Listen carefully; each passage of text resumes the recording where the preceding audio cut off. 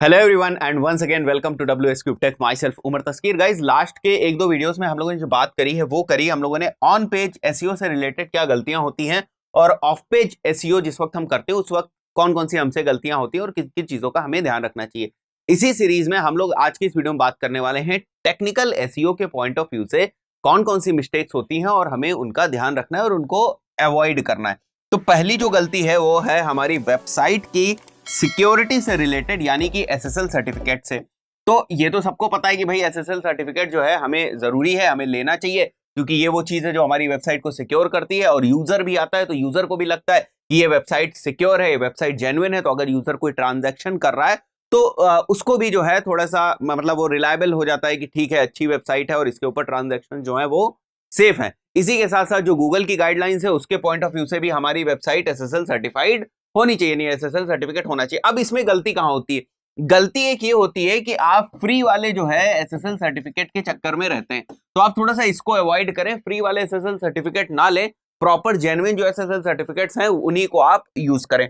Then उसके बाद बात करते हैं क्रॉलेबिलिटी की, इंडेक्सिंग की और साइट स्ट्रक्चर की। ये तीन चीजें बहुत ज्यादा इंपॉर्टेंट है, क्योंकि गाइस जो टेक्निकल एसईओ होता है ना, टेक्निकल एसईओ बहुत ज्यादा इस चीज पे डिपेंड करता है कि आपकी वेबसाइट को क्रॉलर्स कितने अच्छी तरीके से क्रॉल कर पा रहे हैं, क्रॉल करने के बाद कितने अच्छे तरीके से वो उसको इंडेक्स कर पा रहे हैं। अगर कहीं क्रॉलर को ही प्रॉब्लम होने लगी या गूगल के बॉट को या किसी भी सर्च इंजन के बॉट को आपकी वेबसाइट के ऊपर मूव करने में प्रॉब्लम होने लगी, आपकी वेबसाइट को समझने में प्रॉब्लम होने लगी, उसके स्ट्रक्चर को समझ नहीं पाया, इसका मतलब कि टेक्निकल एसईओ गड़बड़ है। तो टेक्निकल एसईओ बहुत ज्यादा इस चीज से रिलेट करता है कि आपकी वेबसाइट कितनी ज्यादा क्रॉलेबल है, कितने अच्छे तरीके से उसको जो बॉट्स हैं वो क्रॉल कर पा रहे हैं, इंडेक्स कर पा रहे हैं। और इन सारी चीजों में क्रॉलिंग और इंडेक्सिंग कराने के लिए साइट स्ट्रक्चर वगैरह बहुत ज्यादा इंपॉर्टेंट होता है। तो हमें देखना है कि वो जो हमारा साइट स्ट्रक्चर है वो काफी स्मूथ होना चाहिए, हमारे जो यूआरएल्स हैं वो काफी स्मूथ होने चाहिए, क्लीन होने चाहिए, बड़े कॉम्प्लेक्स नहीं होने चाहिए। ऐसा नहीं कि उसमें बड़े डायनेमिक टाइप के यूआरएल्स हैं जो बार बार चेंज हो रहे हैं, न्यूमेरिक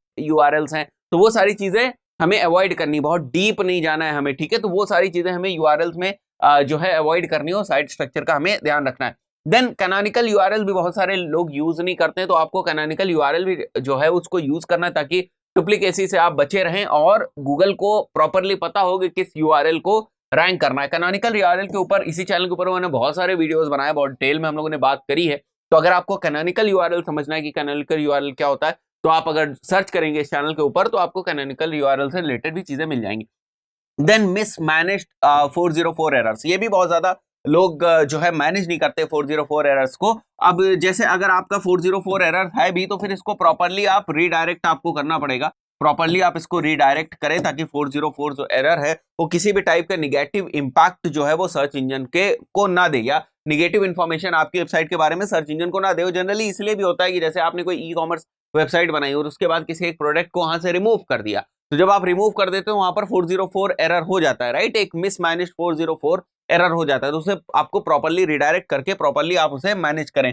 देन आपके पास एक और स्कोप होता है एएमपी पेजेस का। अगर आप देखेंगे तो आज के टाइम में जब कभी भी आप मोबाइल वेबसाइट्स, मोबाइल के ऊपर किसी भी वेबसाइट को ब्राउज कर रहे होते हैं, या अगर आप न्यूज वगैरह वेबसाइट्स के बारे में सर्च कर रहे होते हैं मोबाइल के ऊपर, ठीक है, गूगल पे जाएंगे आप और न्यूज वगैरह को सर्च करेंगे मोबाइल के ऊपर अपने, तो आप देखेंगे कि जो सर्च इंजन रिजल्ट पेजेस आते हैं उसमें एक थंडरबोल्ट टाइप का जो सर्च रिजल्ट्स हैं बेसिकली रिजल्ट पेजेस के ऊपर, उसमें एक थंडरबोल्ट टाइप का एक आइकन होता है और उसके आगे फिर वो टाइटल एंड डिस्क्रिप्शन होता है।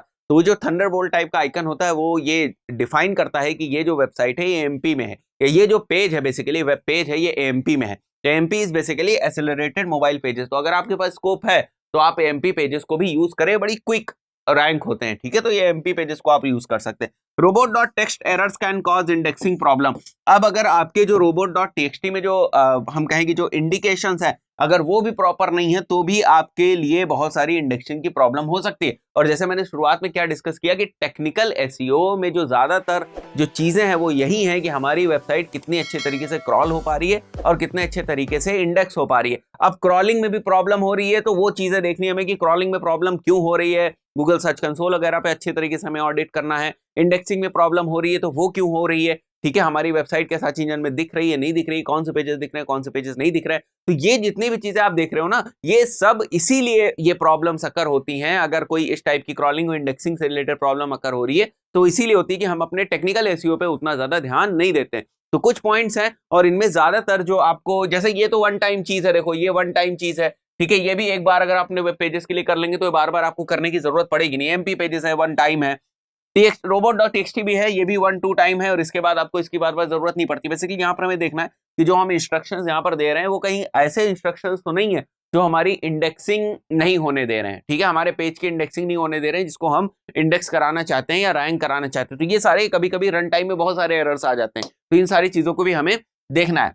जो मेन चीज है वो ये है, ठीक है, जो सेकंड पॉइंट है यही सबसे इंपॉर्टेंट पॉइंट है, इसी के अराउंड पूरा टेक्निकल एसईओ घूमता है और इसी के अराउंड हम ज्यादा गलतियां भी करते हैं। गाइस इस पर्टिकुलर वीडियो में इतना ही, आशा करता हूं आपको समझ में आया होगा कि कुछ मिस्टेक्स हैं, इन्हें हमें अवॉइड करना है और इन मिस्टेक्स की जो मेन जड़ है वो ये सेकंड पॉइंट है। अगर आप इन सारी चीजों पे फोकस कर लेंगे तो ये गलतियां भी आपसे नहीं होंगी, आपको कम गलतियां या कम एरर्स भी दिखाई देंगे। गाइस इस पर्टिकुलर वीडियो में इतना ही, मिलते हैं नेक्स्ट वीडियो में, टिल देन गुड बाय।